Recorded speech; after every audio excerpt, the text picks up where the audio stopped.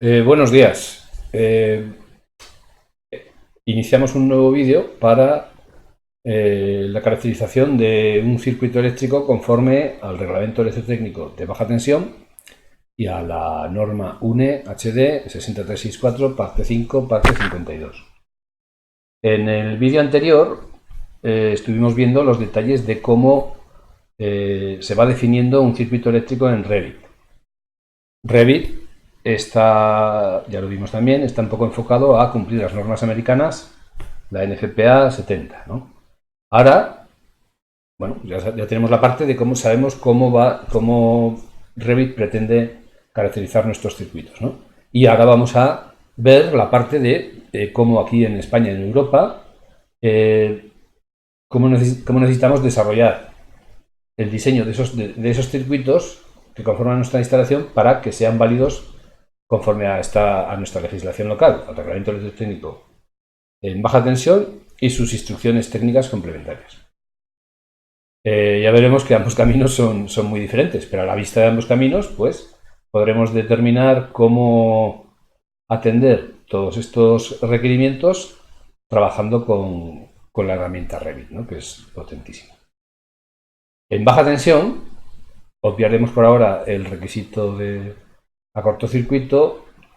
Conocida la intensidad que suponen los receptores implicados en nuestro circuito, tenemos que resolver una sección de cable que cumpla que la máxima intensidad admisible sea superior a la intensidad esa que requiere la instalación y que la caída de tensión prevista para la longitud del circuito sea inferior a los límites marcados en la instrucción técnica complementaria PT019 del reglamento en baja tensión.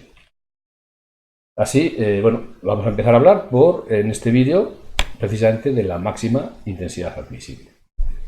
Aquí nos vamos a remitir a la norma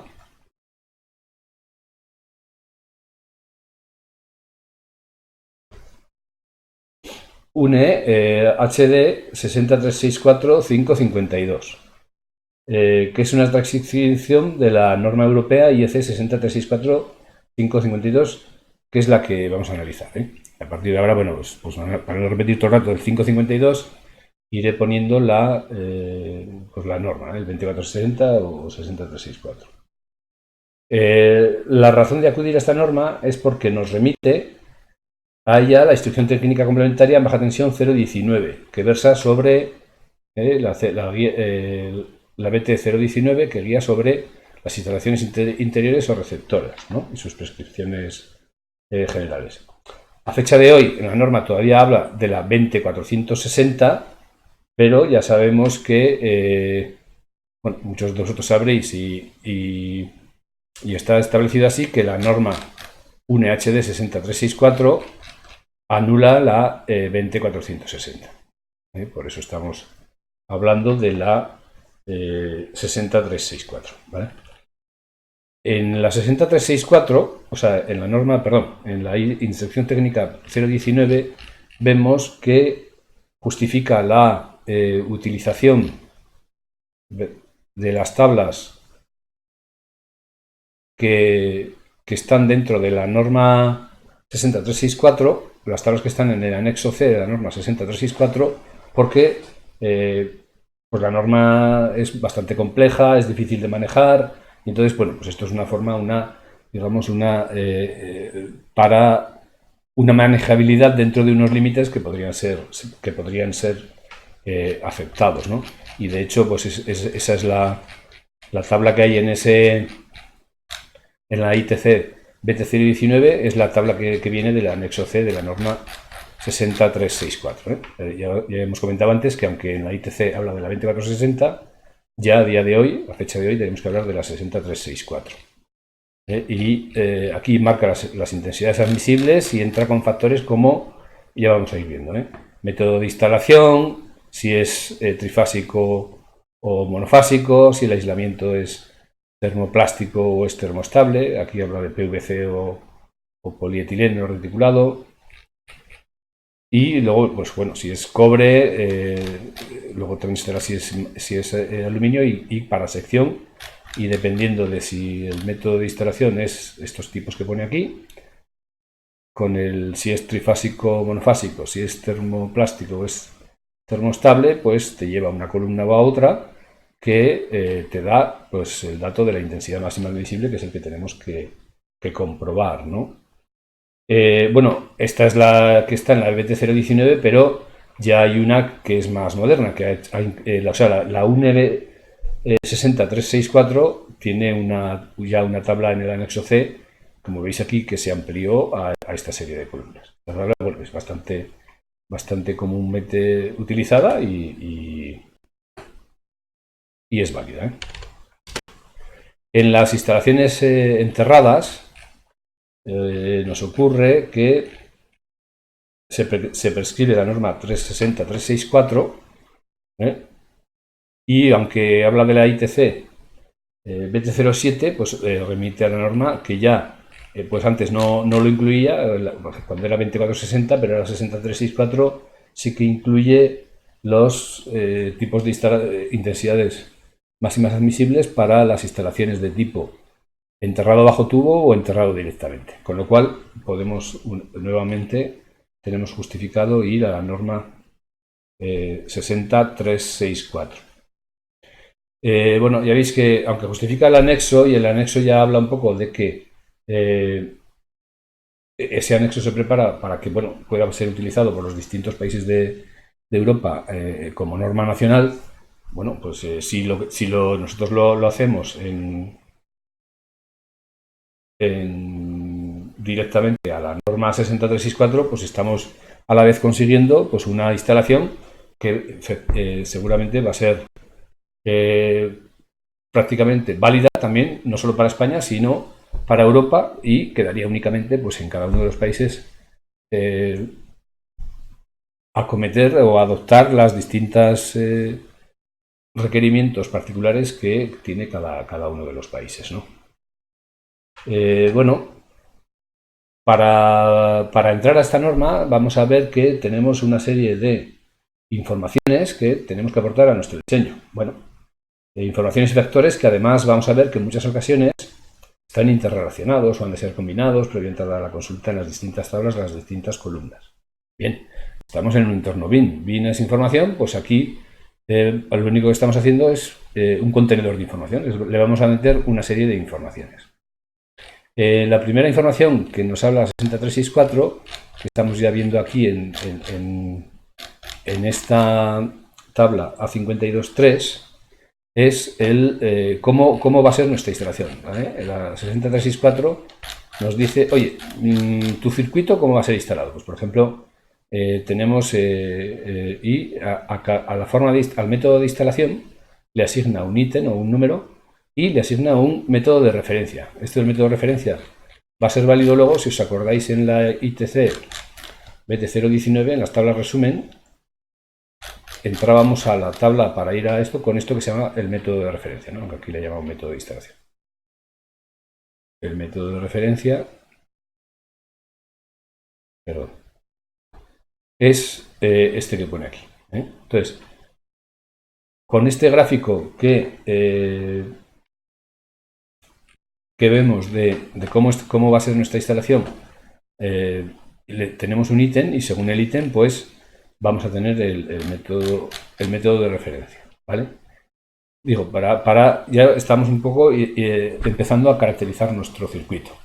Unos ejemplos, os vengo. Aquí tenemos un circuito que va bajo tubo a base de cables unipolares en un paramento que tiene aislamiento, ¿vale? Y eso sería el ítem 1 y el método de referencia A1. Y pues otro, oye, en vez de a base de cables unipolares, si está hecho a base de multipolares, pues el circuito, pues ya en vez de A1 es A2. Entonces ya veréis que volvemos a lanzar A2. O, oye, es un multiconductor que va directamente embutido en el aislamiento. Pues venga, pues es 3 y el A1. Ya veis, pues bajo tubo, pegado a la pared, o espaciado menos de 0,3 metros, a base de unipolares o a base de multiconductores, en una canaleta, a base de unipolares, a base de multiconductores. Ya veis que va poniendo, o sea, la verdad es que un poco el seguimiento de de esta tabla, que son 4 hojas, que no son más, nos va a ayudar a caracterizarla. Vamos a caracterizar por un ítem y por un método de referencia. El ítem ya nos lleva a un método de referencia. Ya veis que aquí, bueno, de una manera o de otra encontraremos el sistema que nosotros estamos adaptando a la legislación. Por ejemplo, estos son muy interesantes porque tienen además sus particularidades de cara a los agrupamientos, que más son sistemas que se prestan a agrupamientos, pues son los sistemas de bandejas, ¿no?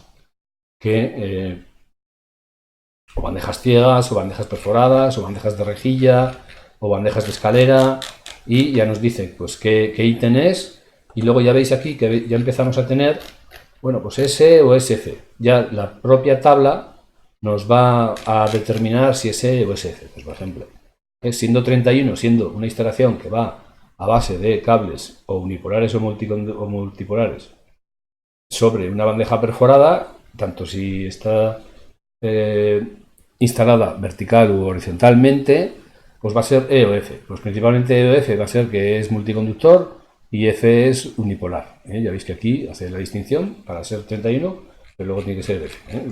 Con alguna información adicional, al final todo acaba cuadrando.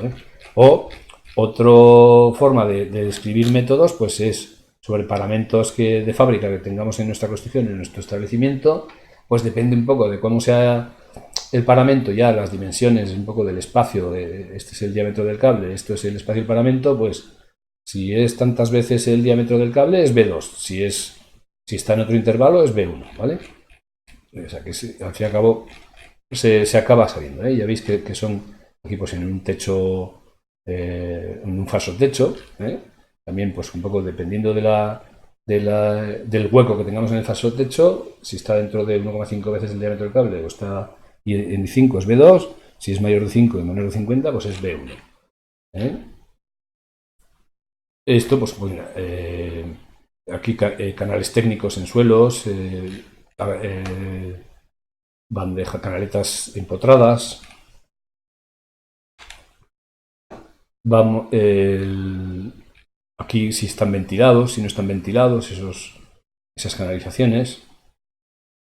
Seguimos viendo, o sea, un poco, ya veis, y bueno, estos últimos son también interesantes, es las instalaciones enterradas, que hablábamos antes, que son los 70 y 71, 72, 73, que son los de 1. Cuando está bajo tubo o bajo conducto son de 1, cuando están directamente enterrados o en el terreno, tanto si tienen protección mecánica como si no, pues son de 2, ¿vale?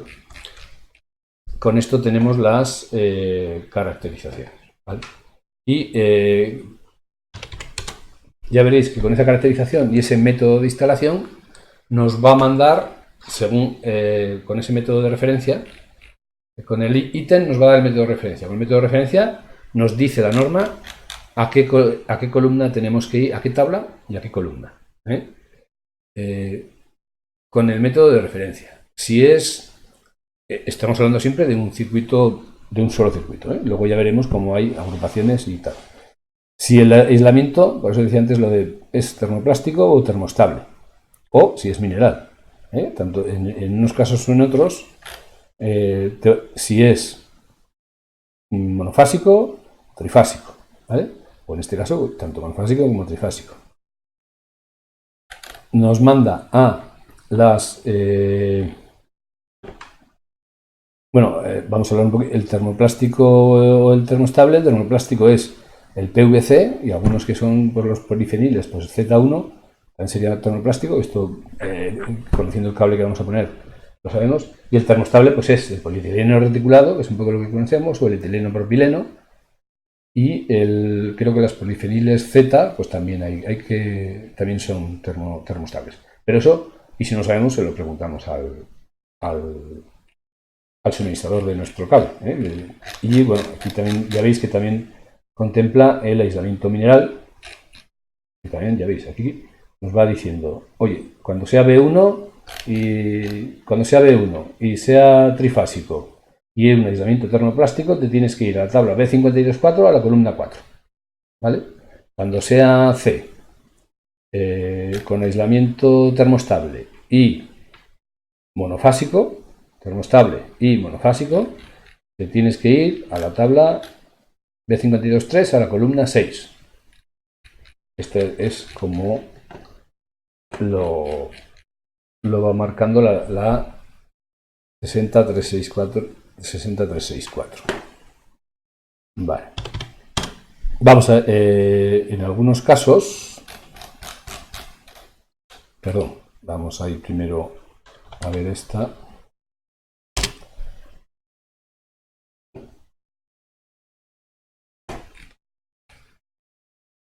Ya veis, bueno, aquí sigue, aquí hay un error en las instalaciones directamente enterradas. Bueno, ya veréis que es continuar la tabla, pero bueno, quiero decir que son estas tablas y es la columna 8, aunque aquí en la norma y también en la UNE. O sea, el error que había en Europa sigue habiendo en la norma española. La cogen y copian y pegan y aquí, quiero decir, porque aquí te manda la columna de qué tabla es, ¿no? Pero bueno.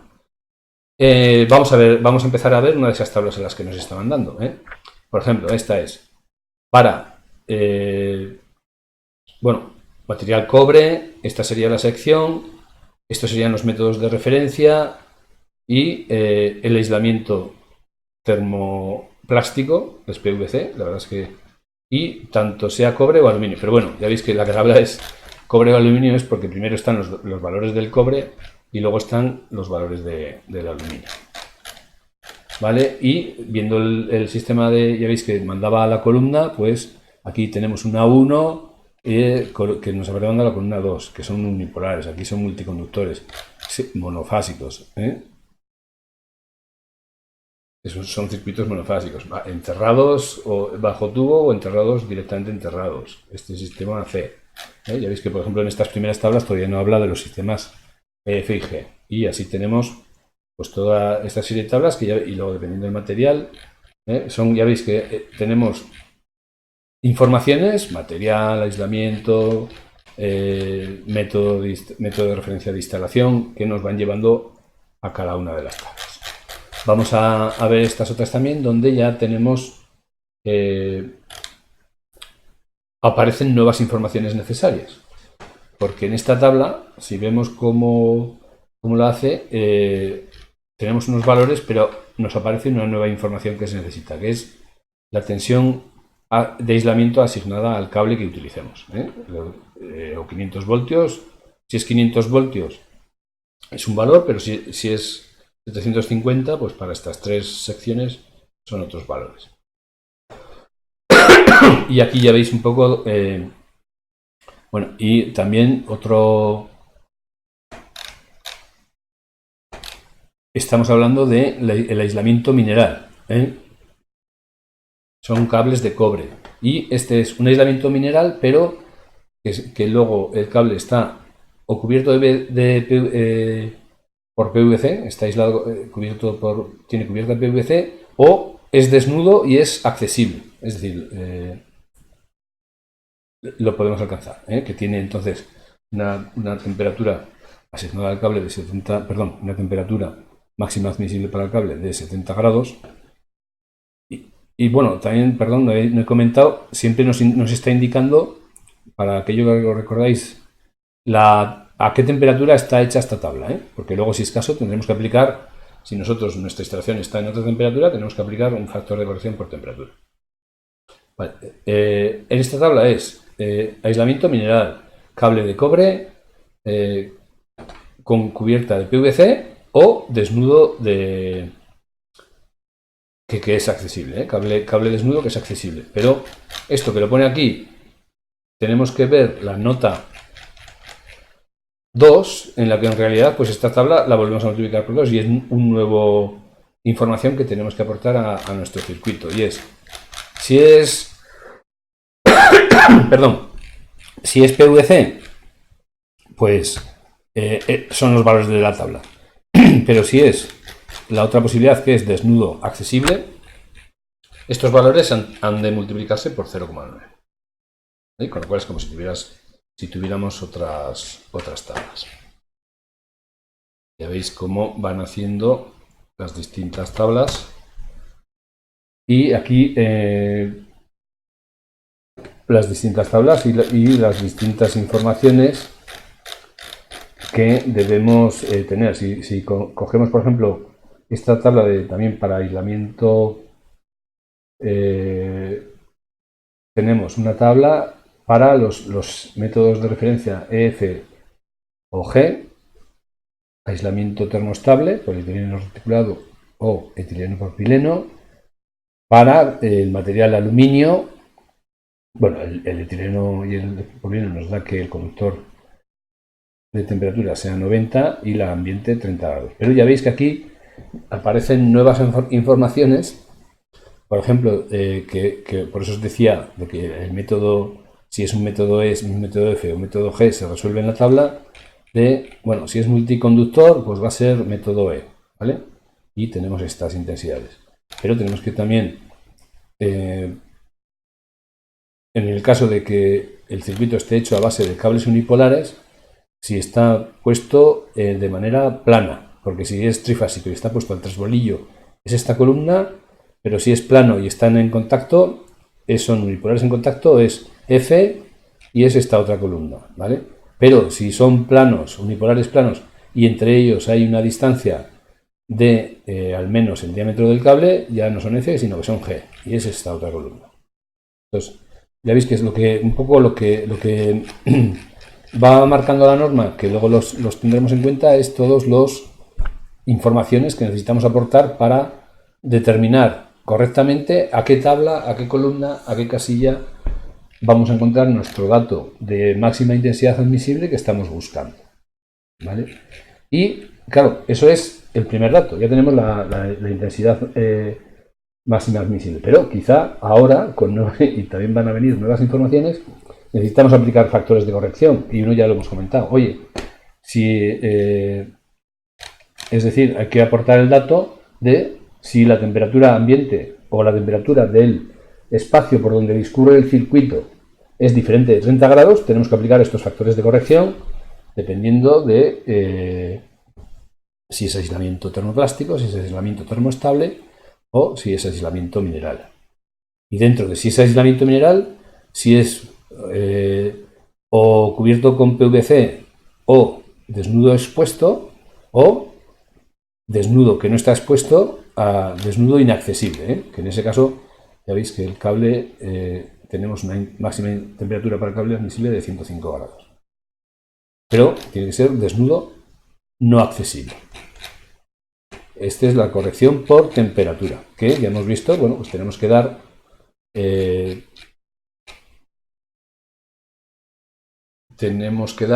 datos de la temperatura del sitio por donde discurre nuestro circuito.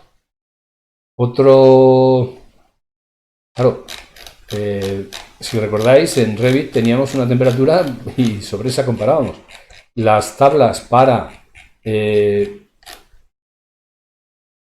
circuitos al aire están hechas a base de 30 grados, pero las tablas para circuitos enterrados están hechas con una temperatura de referencia de 20 grados. Ya veis, ya simplemente al aire o enterrado tenemos diferentes temperaturas de referencia. Una es temperatura ambiente y otra es temperatura de elecciones contra una, y aquí nosotros necesitamos comparar contra dos, porque en una instalación es bastante común que haya instalaciones enterradas e instalaciones al aire.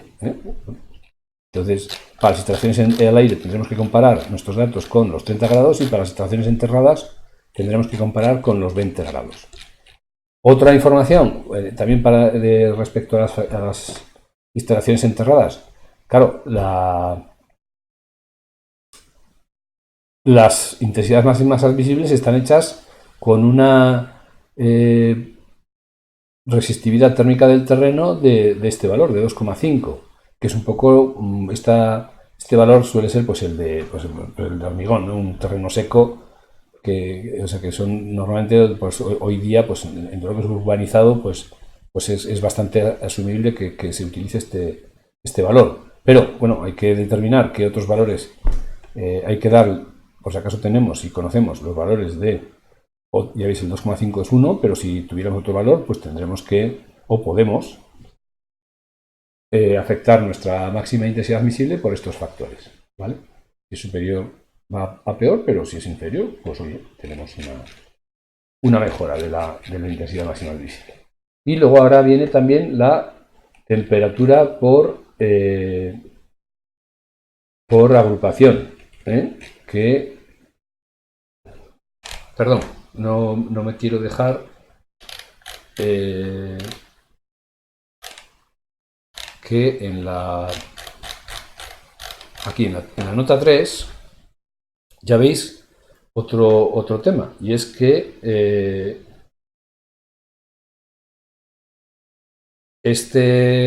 esto está también considerado que las instalaciones están enterradas hasta 0,8 metros. En la norma 60364 no tenemos una tabla para aplicar un factor de corrección por profundidad de la zanja, porque ya veréis, la profundidad de la zanja se ha considerado que es hecha a base, ¿ves? Aquí la resistividad térmica del terreno 2,5 y la profundidad de la zanja 0,7 metros.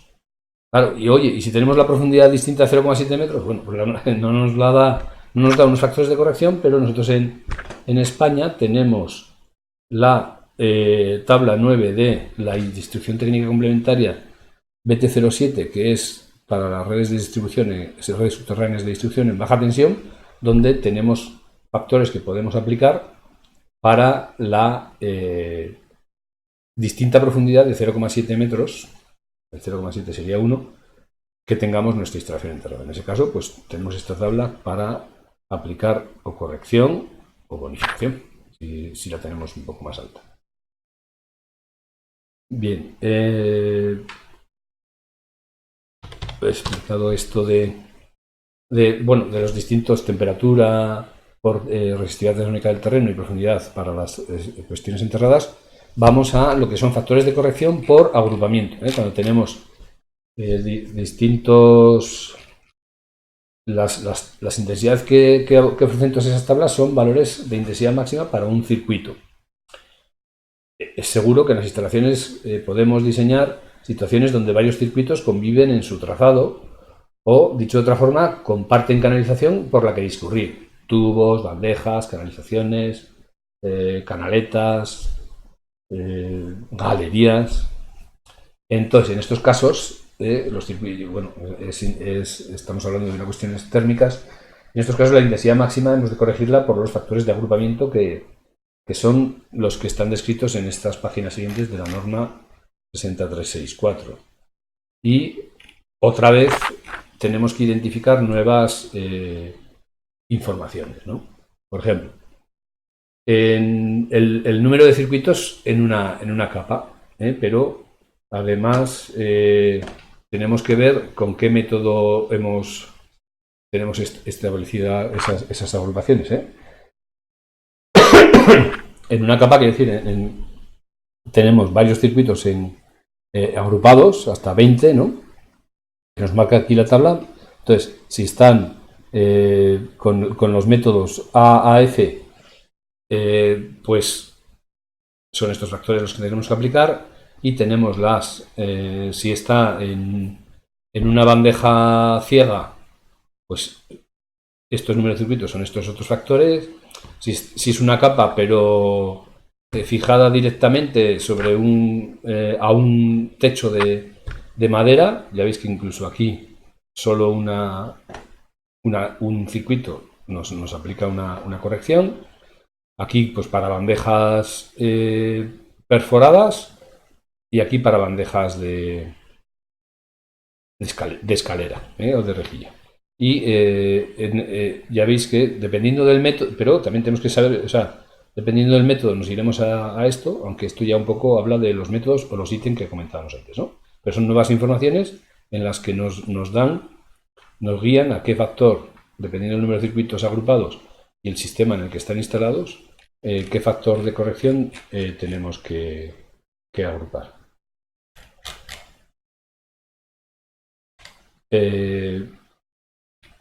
Bien, vamos a la siguiente página. Bueno, en el caso de instalaciones enterradas, perdón,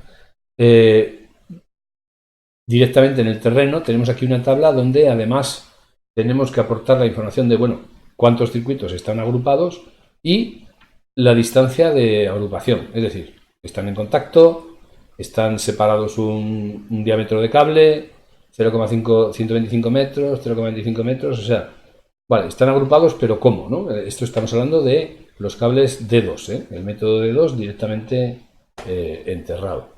O sea que ya veis que una nueva información, perdón, y aún viene otra, una nueva información de la distancia entre ellos. A partir de 0,5 metros no se consideraría agrupación, si están separados más de 0,5. Claro, también, si el cable es, para entrar a esta tabla, si el cable, perdón, nada, no he dicho nada, ¿vale? Las siguientes tablas afectan a las instalaciones. D1 es instalación enterrada bajo tubo, ¿vale? El número de circuitos, el número de cables, está en la... Cuando enterramos circuitos bajo tubo, cada tubo debe contener solo un circuito, Entonces, pero esos tubos pueden estar agrupados.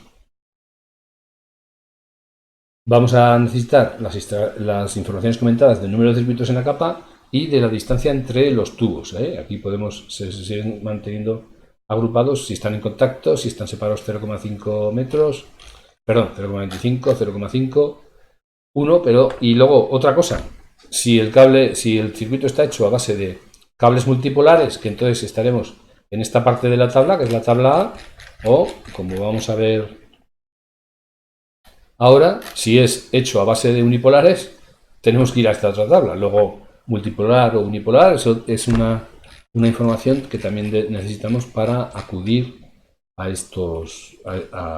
la tabla correcta. Bueno, quizá un poco aquí comentar que parece lioso porque lo tenemos que explicar y lo tenemos que repasar, pero luego en la práctica no es tan lioso, ¿no?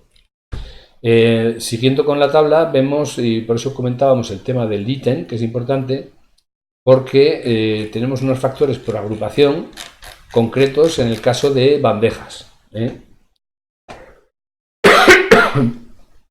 Pues ya veis aquí, en el que ya además tenemos otras informaciones que aportar. Si la bandeja es perforada, bueno, aunque ya el 31 nos implica bandeja perforada.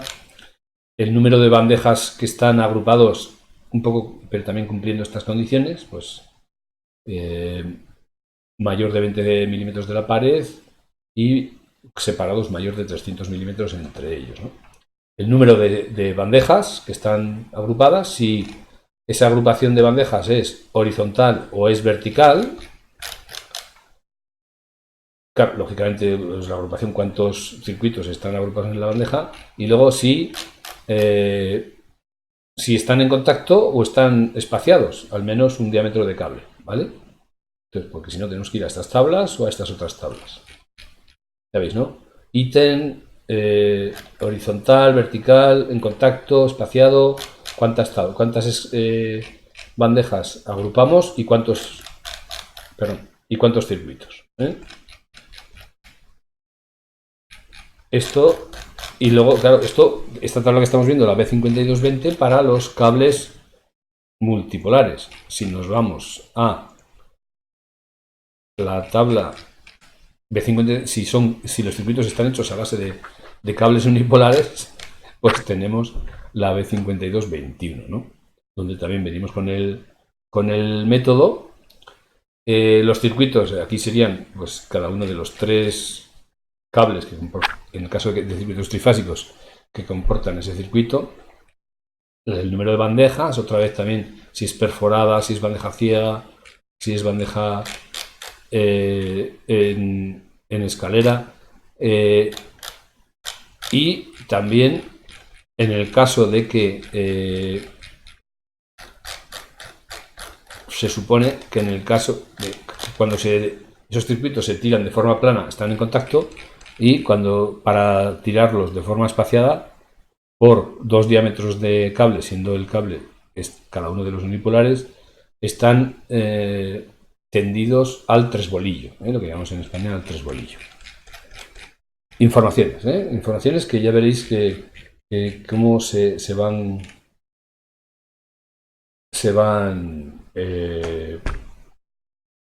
conformando. Vale. Bien, ya veis que aquí estamos siempre hablando de una capa, pero, por ejemplo, no tenemos el tema de las capas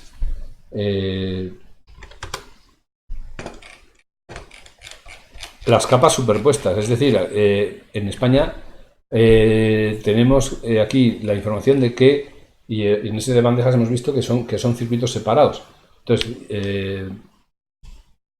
en esta tabla F tenemos los factores de corrección para cuando tengamos capas superpuestas, es decir, una capa sobre otra. Esto nos lo podemos encontrar, por ejemplo, en las industrias, ¿no? En esas instalaciones donde, o industrias o edificios dotacionales, podemos encontrar, tenemos bandejas, está tirada una bandeja que inicialmente pues tenía una capa y luego ha habido modificaciones, ha habido ampliaciones y, oye, ya que está ahí esa bandeja, pues hemos tirado circuitos sobre los circuitos de abajo, ¿no? Entonces tenemos capas superpuestas, entonces esos circuitos que están conformados en capas superpuestas tienen que ser afectados por un factor y aquí tenemos, pues hay que indicar también la información de cuántas capas están, cuántas capas tiene esa agrupación de circuitos, ¿no? Y luego la tabla G, seguimos en la ITC BT019, en la tabla G, en el caso de circuitos hechos a base de tubos. Un circuito, por ejemplo, pues esto nos puede ocurrir en galerías subterráneas que son accesibles o ventiladas, donde los tubos se van apilando unos sobre otros. Oye, pues tantos tubos en vertical con tantos tubos en horizontal, pues ya veis que aquí tenemos que entrar a esta tabla para coger nuestro factor de corrección. Por ejemplo, en este caso sería pues 3 capas en vertical y 4 circuitos de cada capa, pues 0,76. ¿Vale? Con esto es un poco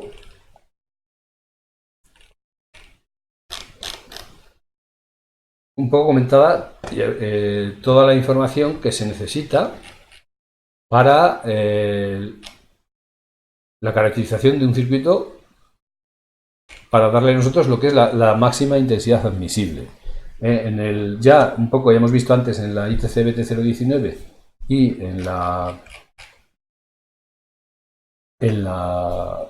y ahora aquí en el anexo C de la 60364, lo que hace es dar unas tablas resumen en el anexo C que ya indica en la propia norma que pueden ser adoptadas para establecerlas como normas en cada uno de los países, ¿no? Y eso es lo que la ITC BT019 nos pone para adoptar esa tabla resumen, ¿no? Aquí está la tabla resumen, que ya hemos visto que en España pues está un poco, la UNE 60364 la amplifica un poco más. Sabéis que aquí pone 7A, 7B, 8A, 8B para distintos, vas con el método de referencia, y son tablas que se pueden utilizar y son válidas en España.